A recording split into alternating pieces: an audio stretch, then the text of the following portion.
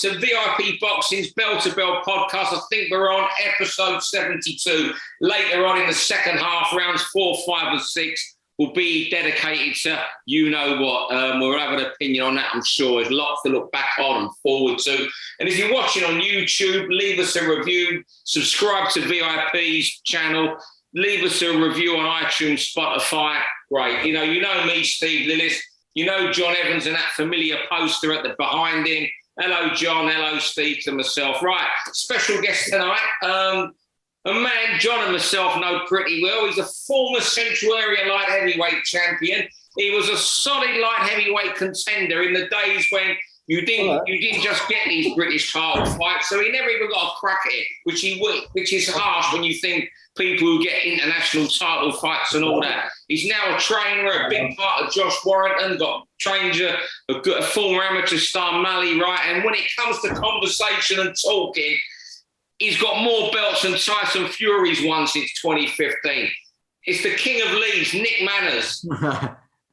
Good evening. How are you, Nick, anyway? Are you good? And how's things going in your world? Listen, it's fantastic. You know something, family's well, the boxing's going well, the gym's flourishing, thankfully. Me and my brother, we're working together. I can't complain at all. You know, all the boxers seem to be going on all right. Josh Warrington's retained his world title. He's back on top, which means that he can turn around and continue his career and finish it as he wants it, as a winner. What brother? Is it Colin who you're working with? Yeah, Colin, my brother Colin. Oh, he could punch that boy. He could whack, mate. He was the puncher in the family, wasn't he? Well, you know what it is? I'm telling you something now. I remember at 14 and 15 years old, and we were, and he had this big weight, a big metal weight, and he used to just curl it and push it and dare.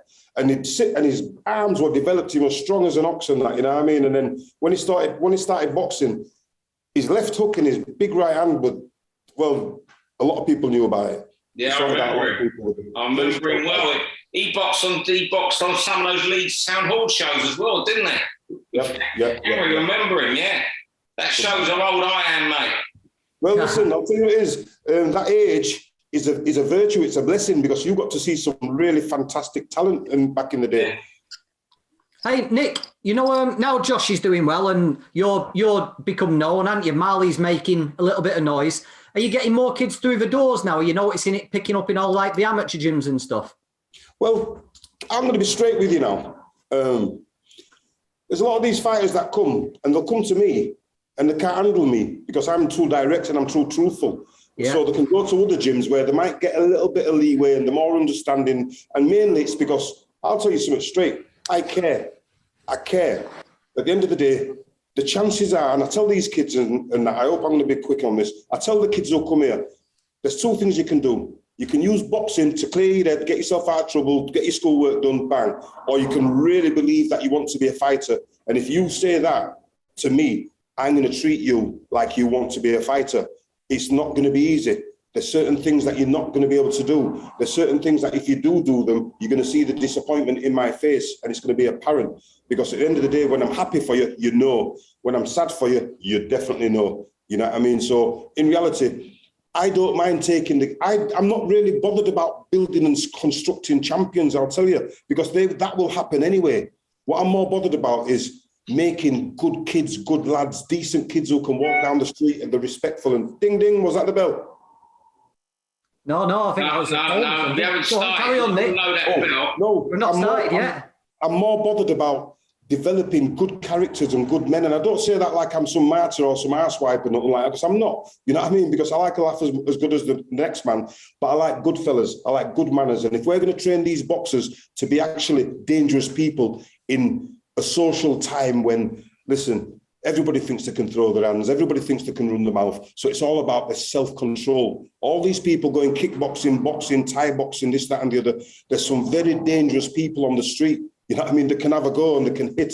So what we've got to do is make sure that the people who are teaching them are also telling them, listen, you really need to keep that under control. Because if you don't, the fact that you even classified yourself as a boxer now makes you an offensive weapon, which then means that you're going to get totally knackered if you're caught using them on the street. You know what I mean? So, like I say, listen, if they're going to be champions, they're going to be champions anyway. You know what I mean? But I'll tell you what it is, I'd rather have gentlemen.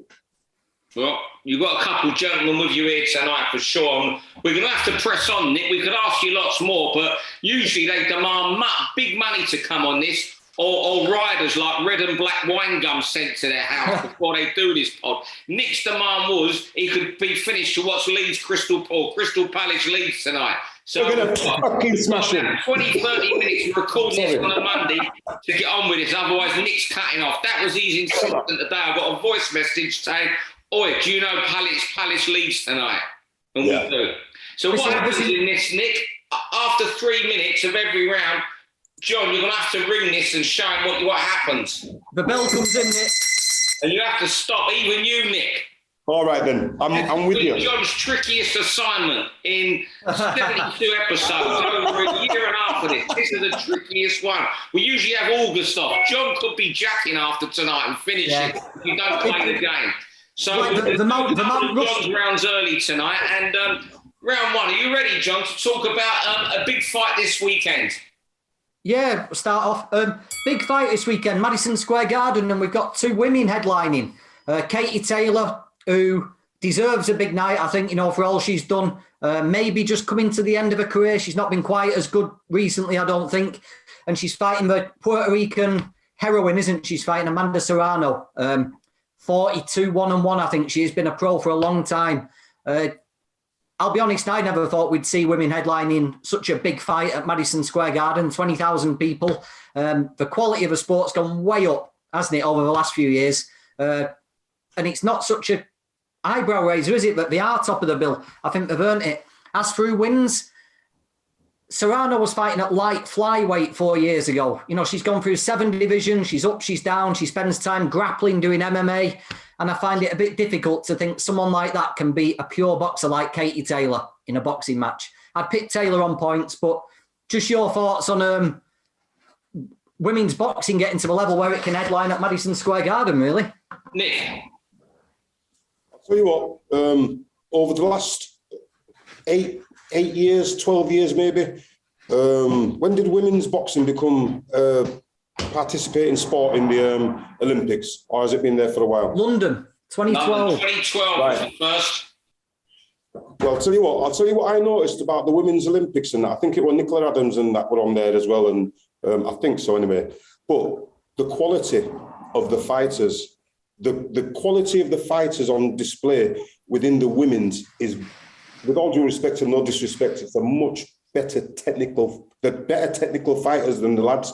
You can teach these women and they'll listen to what you're saying, whereas the lads, they'll rely on brute strength if the shit is the fan, so to speak.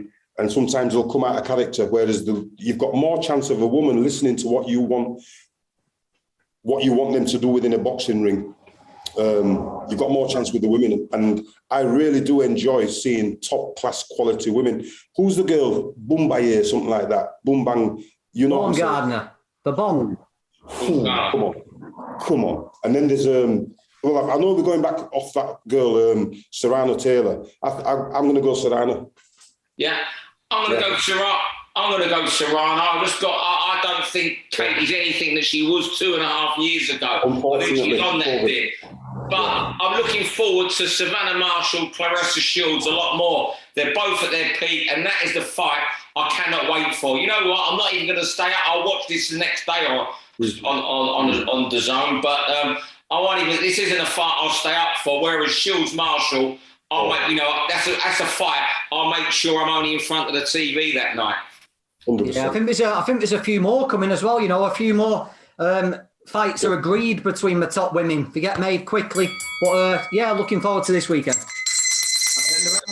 Right, now over to Nick for his first subject about a fight that was on the big bill Saturday. I'm going to leave it to you two to discuss this because I haven't seen it. I've only seen the main event. So fire away, Nick. All right. Listen, this is on behalf of a fantastic friend of mine, Jimmy James Harrington, who's been a part of Issac Lowe's team for quite a few years now. Well, I was a bit disappointed in the fact that the referee, I don't know why the referee didn't turn around and intervene, let Issac Lowe turn around and then continue the fight, because I thought it was a strange way for the fight to end. And I thought that in reality, I'm not going to knock the referee, but I think that he was very responsible for nearly being involved in a very, very serious accident the other night, because that free shot that he got off Ball, and he could see that Ball could punch, and he don't mess about. He brings it from his boot bottoms. He can whack. And he caught Issac Lowe with a full-blooded shot while his back was turned, and then give him some more. And I thought to myself, nobody even said a word about that. Nobody said a word. And I'll tell you something, that could have been a real serious accident there.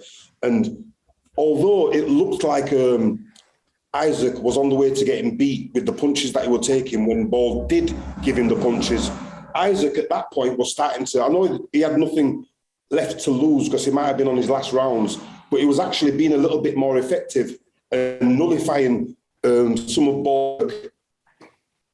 I think that's worth the rematch, me. Even for the experience-wise, give Ball some more experience at that level. Give Issac Lowe the chance to rectify if that's the case, because it was an interesting fight for a while. And I'd have thought, I don't know, I thought it was a great fight. Issac Lowe showed real heart, real warrior spirit.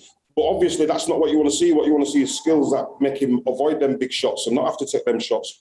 Nick, how much of a part do you think that cut played? Because it looked to me like Isaac knew time was running out. That was an horrendous cut. And rather than use those fast hands and fast feet, he pressed it, didn't he? And I'll tell you what, credit to him, he took shots, because I thought Ball was great. You know, Ball's combination punching is outstanding, isn't it? I thought it was a good fight.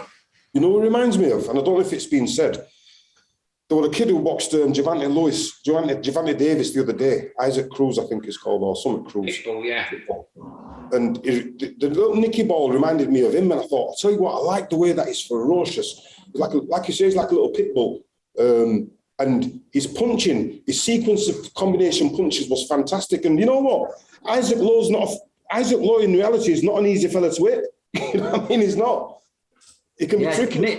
What Nick did well was when he found room for one, he then accelerated and went 2, 3, 4, and they were all landing. Fair play to him. That was a big stage, a big step up from Greenbank Leisure Centre, and he lived up to it, didn't he? Well done, Nick Ball. 8 stoppages he's got now. John, over to you for your second topic, and words you want outlawed and sayings in boxing. Words and sayings that I want kicking out of boxing. Now, I've said this in the past. Anyone who's had over 10 fights should never be allowed to get out. You know, I'm hoping to get out in 10 weeks. Get out is code for knock over a fucking bum, right? So let's get out outlawed. And there's another one I want banning. I want narrative banning. The word narrative has got to get kicked out of sport. There's no sport which gives you a more clear conclusion than boxing. You know, look at what we've seen already. Dillian Whyte got knocked out by a right uppercut on Saturday night, and we've seen interviews done where he said he got pushed and he banged his head, and that's going to get spun, isn't it, until he was doing well. By the time Dillian Whyte fights again, he'll have been in a life and death fight and got fouled out of a win. The word narrative's got to be banned and get out. Yeah. They're my two. I'll tell you with my ones, right? I've got some here when, particularly on Sky, and look, let's not knock Sky, they've been great at boxing over the years and still are. When I hear commentators say, this guy come from a poor background, where would he have been about boxing? That's inverted snobbery, because that guy could still make sense. Just because you're poor as a kid, don't mean boxing's your only fucking way out. That does me. Well, I hate hearing squared circle. It's in a square. It's not in a circle. And the other thing that really hate how the fighters use it a lot. Some commentators that slip it in, and when I hear kill, I'm going for the kill, because something can happen. I don't like that. They're the words I don't like. But this is a good topic, John. Over to you, Nick. Right, the two that I cannot stand the snobbery of the word casual. Even, you know something, even the people who, like it were boxers who called, not boxers, but boxers and supporters of boxers who thought they were in the know, and because they went to a few more fights than the irregular fan, they started calling them casuals. And I'm like, hang on a minute, there's no such thing as a casual, you know what I mean? If that's the case with all casuals, you know what I mean? I don't like the word casual, and there's another one I don't really like the word journeyman, because it's not the same no more, because you know what it is? with all due respect and no disrespect, journeyman back in the day had a meaning. And it was that you're going to carry that fighter through the rounds, teaching him along the way, you know what I mean? And hopefully he will develop into a man. That was my perception of it. You get the young fighter coming up against the established, older, experienced fighter, and then he would take him on a journey to make him be a boxing man. That sort of thing, you know what I mean? That was my perception of journeyman. You remember Peter Buckley? That was very, very good, that round. That was a great shout. Right, round 4, my first one, it wasn't all White. Dillian Whyte, I want to get your guys' opinion. I think the stuff he's come out with today, where he said he was pushed and needed to regather his senses, is just lunacy. It's just, you know, there's no sport like boxing for denial. It's mad what he's come out with. But on his performance on the night, I'm wondering, do you think, both of you, that he's a fighter who's very much on the slide? His feet were slower than they ever are. Was he semi-shot on the night? What was he doing going southpaw early doors? I mean, what did they come up with in that camp in Portugal? I was just bewildered, but nothing away from Fury. And I don't want to kick Dillian at all. He's had some amazing wins and he's been a totally entertaining, thoroughly enjoyable heavyweight. You know, the way he talks, the way he fights. But I just found his performance bizarre the other night. Really, really poor. But probably the poorest performance by a Briton in a world heavyweight title fight since Hay against Vladimir Klitschko. I was just really, really shocked. And it was no more than a spar for Tyson. Go on, Nick. Can I come in? Yeah. I'll tell you what, I really feel sorry for Dillian because, as you know, behind the scenes, as fighters, you all spar each other, you know what I mean, at some point. And a lot of people say sparring don't matter. And I turn around and say, bullshit, sparring matters, mate. If I beat you in sparring, there's not a fucking chance, excuse my language. If I beat you in sparring, I'm not being funny. If I can master you in sparring, there's not a chance that you're even going to get near me in the fight. In the fight, I'm looking to knock you out. And with all due respect and no disrespect, what I think is Tyson has and would always have Dillian Whyte's number. They know each other. I think Tyson was relaxed enough to know that actually the only thing he has to do is avoid a big rush. There's nothing new that Dillian brought to him. I think the only round that I'd give Dillian a share of was that first round when he went southpaw. You know what I mean? I think that was the only time when he fooled him. Because even what's his name must have been scratching his head, and then by the time he'd finished scratching his head, 3 minutes had gone, and Tyson's had to share the round. But Tyson, I think, and I've said it before, Tyson is the only pure boxer of this generation. Obviously, Usac's come up, but forget Usyk for the time being. Out of the established heavyweights that we've known for the last 8-9 years, Tyson Fury is the only pure boxer. All the rest of them are just tough fellas who get taught to put a guard up and fight. Simple as that, as far as I'm concerned. Right. Tyson Fury is the one, and I don't say. And I was a bit disappointed. I'll tell you something straight. I don't know. Shall I say it? I'll say it. I don't know what kind of gypsy man's going to turn around and have so much England hope and glory draped all over him and that, because I'll tell you something, give it 6 weeks when he's retired and he's back to being a traveller. I hope they show the same respect. You're lucky. Oh, dear. Right, round 5, which you're continuing Fury, Nick, and you want to talk about Fury in the current era. Yeah, Fury in the current era, with all due respect, you know, like you say, for the past 20 years and that, all these kids have grown up with each other. All the boxers know each other. They know who drops off the wayside. They know who's going forward, who's getting pushed. And Tyson Fury, I think he's had all of their number for many a year. I think he's known that, look, I'm better than you lot. All I have to do is get myself in shape. And he's got that mental capacity to turn around and actually just switch on and go, right, I'm doing that. And then switch off and then just go to shit. And then switch back on and do it. And I don't know if it's that bipolar that actually allows him to do that. I love the emotion of Tyson Fury. His legacy, because it's been such a crap era of boxing over the last 10, 15 years, or since Klitschko, because even Klitschko, he took over a poor era. I just think that Tyson Fury, we've got to recognise him as the best of this era, of his generation. But I'll tell you something now, let's not go over the top and put him about the likes of your Mike Tysons, your Lennox Lewises, your Holyfields, because they all had fantastic foils to work against. When I say foils, they had good opponents who they could test themselves off, and by beating them good opponents, they was elevated even higher. How much higher can you get elevated by beating Dillian Whyte? How much higher can you get elevated by beating some of the fighters that he's had? With all due respect and no disrespect, he's dealt with everybody in his path, but the path hasn't been that difficult. John? Yeah, nice put. Yeah, I was going to say, Nick, you put that well at the end there. I think he's got to be Joshua and/or Usyk to have any shout of being up there with the greats. I don't think anyone can argue that Tyson would give any heavyweight champion a hard night's work, and he could beat a lot of them. But if you're looking at his career, I think you've got to. He might be around Riddick Bowe level at the minute, although Bowe had a sensational fight with Holyfield, didn't he? One of the greatest ever.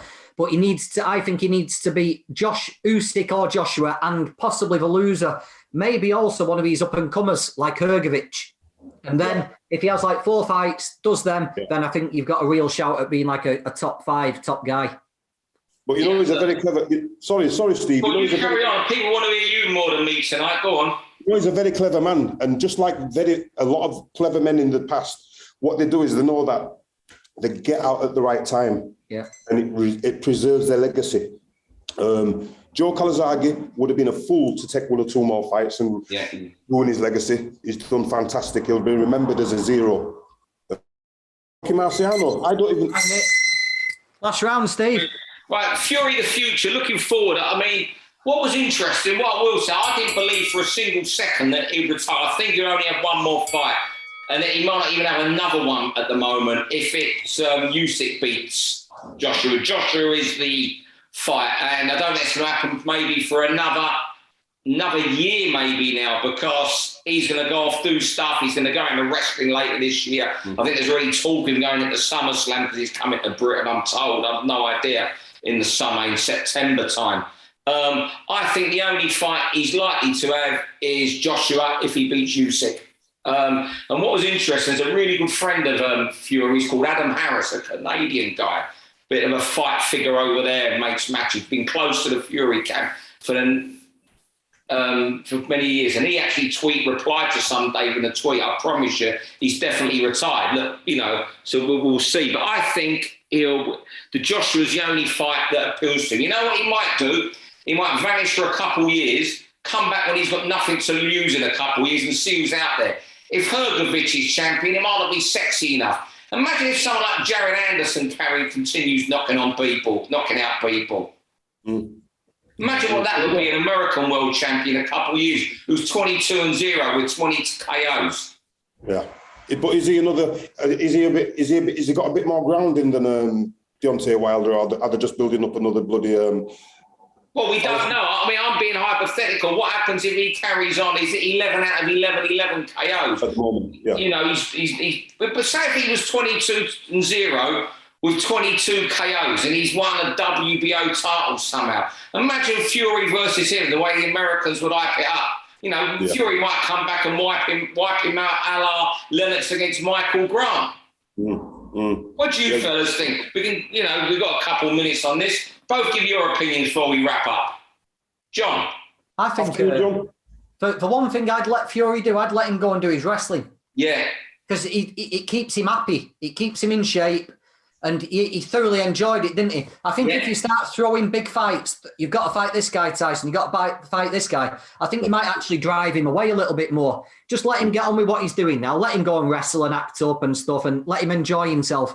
The only thing I wouldn't like to happen is if wrestling dies off in 6 months' time, he lets himself go to shit again, gets fat, and then he comes out in 2 years and those reflexes have slowed a little bit and he comes back and he's a shadow of the guy who we've seen over the last 2 years. That's the only downside I see for Fury, really. Yeah. Before the wrestling he actually loved, he dedicated himself to it for 6 weeks. And more importantly, I think his son was more impressive in wrestling than he is in boxing. But there's only one way to finish the show tonight, and that's a couple minutes of Nick Manners. All right. Let's go. I'll tell you what it is. I've got to give Tyson Fury his dues because it don't matter who's out there, you've got to deal with them, and he's dealt with them. It's a promoter and a matchmaker's job to turn around and manoeuvre the fighter into the best position possible, and they've done that. I think, preferably, I'd like him to rest up for a little bit, enjoy his family. And you know what? I think the battle of Britain is Anthony Joshua, but Anthony Joshua now the pressure's on him to make that fight.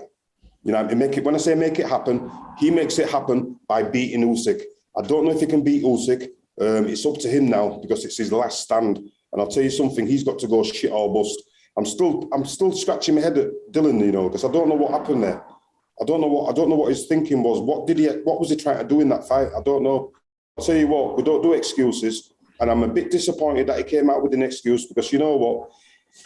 That uppercut, it will go in one way or it will going to go one way or the other. So Tyson had just helped him go the other. You know what I mean? Simple as that. I think the only statement Dillian should have done today was, thank you, Tyson, for not putting a left hook on the end of that uppercut and pushing me down. Because if Tyson had put a left hook on, he'd be in a neck brace now. That could have been really bad. You know what? I noticed today when I watched it, you look at it again, I kept watching that bit back after Dillian's interview today. And about 10 seconds before the fight ending shot, he felt a right hand to his boots, Dillian. You look at it from an angle today, you see his leg, he goes forward and you see his legs sort of are moving. And it was a shot that he was hurt about 10, 15 seconds before it. Have a look at it, and from the angle I saw today, and you see his legs he fell forward then almost when the legs, he sort of just naturally come forward when the legs, you must know, Nick, as a boxer, that you've been caught before your legs have felt it, and you've just gone forward. No, I had no. I used to fall on my ass. Never forward, always on me. Nah, I'm only joking. I'll tell you what I'm saying though, when them legs stiffen, and I'll tell you what it is. Sorry about this. One thing I've got to give Tyson Fury credit for, he's got an instinct. He's a boxing man. He's got instinct. Because he knew that he'd caught Dillian Whyte with a shot that made him judder. And I'm sure that you watch again, John. Just like you say, the shot before, the right hand before, that sort of like made him judder. Yeah, was a setup. But you know what it is? Tyson Fury's got a real good fighting instinct. You know what it is? It looks you. What it is with Tyson? It seems to look into your soul. You know what I mean? He's looking at you and he's reading you and he's reading your emotions and reading everything. Well, I think so anyway. That's the way I see it myself. I think he's an emotional fighter and he looks at you and he gauges you and he'll pick you, peck you, bang you, pick you, bang you, peck you, bang you. Fantastic. Listen, shit performance, fantastic result for him. Well, what a great ending. You know what? You've been a brilliant guest, Nick. Was you happy with Nick Manners tonight, John? Yeah, do you know what? When he cropped up on Facebook, it struck me, why have we never had Nick Manners on? We should have had him on a long time ago. We'll have to have him on the list now. We go back to it. Every couple months you're on the road now, Nick. But I'll tell you what, Steve, John, listen, I'll tell you what it is. I love my boxing and I don't mind a chat about boxing. And I'll tell you what it is. You know, as well as I do, that there should be an opportunity out there for me to turn around and orally speak about boxing. I'm hoping that this is the kind of platform that I can practice and I can turn around and be presentable, be articulate. I'm not being funny. Come on. Come on. Well, I tell you what, you were brilliant tonight. We're definitely going to be back in a few weeks. And before we go, though, I mean, a big thank you to Nick. I don't know why. I'll take it. Ryan Walsh hasn't got your phone number, John. Yeah, I spoke to Ryan yesterday, yeah. Oh, he sent me a message yesterday. He's just with his brothers saying that how you predicted the Nick bullfight to win. And then, but he said to pass the message on to you, but he's obviously going to ring you afterwards or something. Yeah, he rung us up. Yeah, we give Nick Ball a shout, didn't we, a couple of weeks ago when Ryan was on. Yeah. All right then, fellas. Well, thanks everyone for watching tonight. Thank you, John. Thank you very much, Nick. You've been brilliant. You offer great insight. It's lovely listening to you. And good luck to Leeds at Crystal Palace. Or we're recording this on a Monday night, because if they lose tonight, they're banging it with Burnley and Everton. Listen, we're banging it anyway. We've got to turn around and get the results for ourselves and that, you know what I mean? And just remember this, the Premiership will not be anything. You've had a taste of Leeds United. I know you don't want us to go. We make the Premiership perfect. It's for next 2 games as well for Leeds, you know. Not the next 3 games. You've got 3 in a row, haven't you? Who is it? Hard ones. You've got City, Chelsea, and I think I don't know if you've got Liverpool, you know. One after the other. Leeds are going. We're going where? We're going nowhere. I'm going with Everton to go down. As a Fulham fan, I'm hoping Everton go down because if they stay up, they won't be as bad as this year. So you know, I hope we all go down this year. My beloved Oldham are now non-league, so I hope we all go down. Fellas, thanks very much. Nick, brilliant. John, brilliant. And thanks very to everyone much, else. Bye. For all boxing info, news and latest interviews, amateur and pro, across the north, click and subscribe. VIP Boxing Promotions. Also, Twitter, Instagram and Facebook.